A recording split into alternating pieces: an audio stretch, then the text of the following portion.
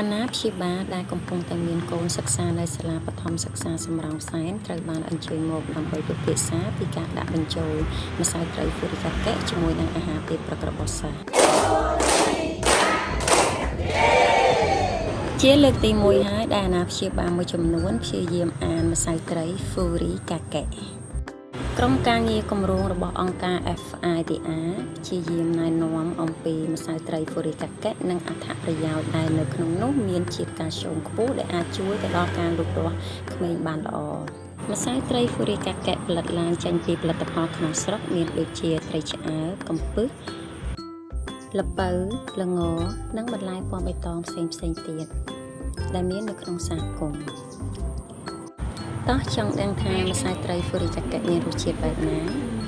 អាណាព្យាបាលមួយចំនួននិយាយថាអូក្លិនឈ្ងុយហើយមានរសជាតិឆ្ងាញ់មែនទែន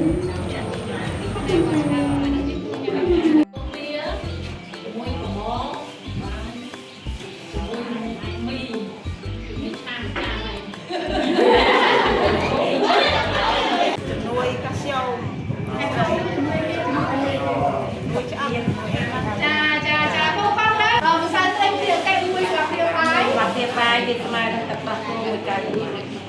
តម្លៃត្រូវទេបងប្អូន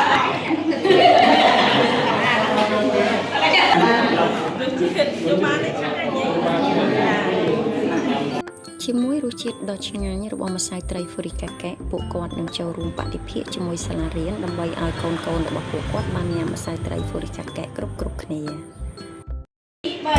3